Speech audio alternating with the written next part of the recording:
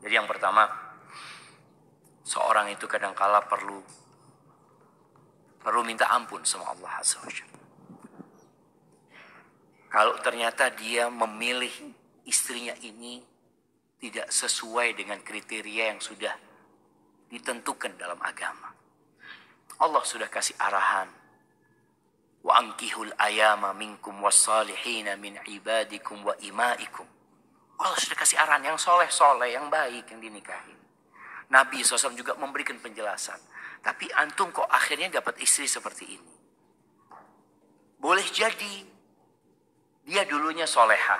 Enggak usah, dia dulu soleha. Cuma kalau karena bergaul ini dan itu, dia jadi seperti ini. Maka antum cari tahu penyebabnya. Dia seperti itu. Kalau ternyata penyebabnya memang sebelum menikah dia sudah seperti itu, berarti masalahnya ada di siapa? Di antum.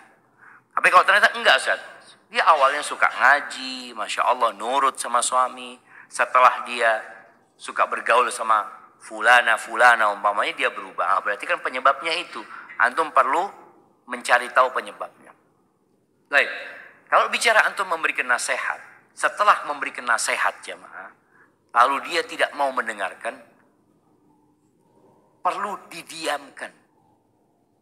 Bukan sebulan, bukan sepekan, boleh jadi sebulan, boleh jadi 2 bulan antum diam. Ada salah satu istri Nabi SAW yang didiamkan sama Nabi SAW 3 bulan. Ya. Siapa yang tahu namanya? Nah, Hafsah, bukan. Nah, Zainab bintu Jahsh. Yang ngomong Hafsah kasih hadiah, apa coba? Itu didiamkan 3 bulan, kira-kira sama Nabi SAW. Gara-gara Zainab ini sempat rasis. Ketika Nabi SAW datang minta tolong sama Zainab untuk meminjamkan ontanya kepada Sofia.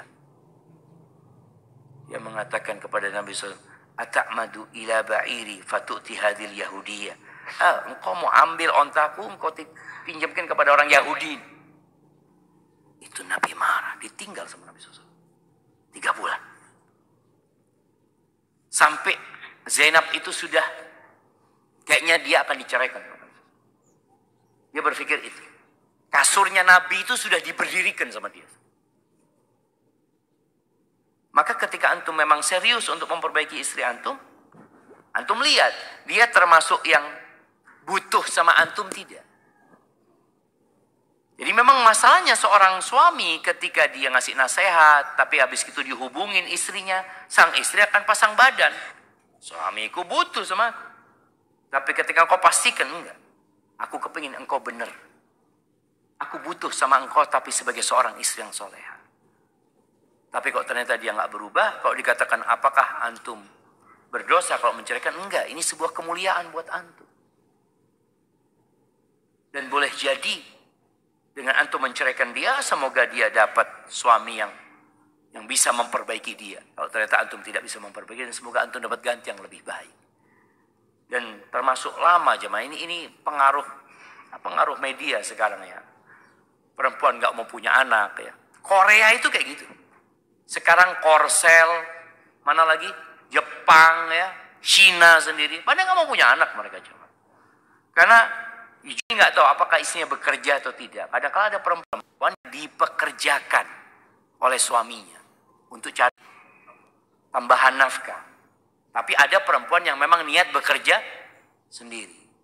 Maka biasanya perempuan yang tidak bekerja itu, ya kalau dia soleha, dia akan nurut sama suaminya gitu. Enggak, aku akan mau punya anak, aku akan didik anakku dengan baik.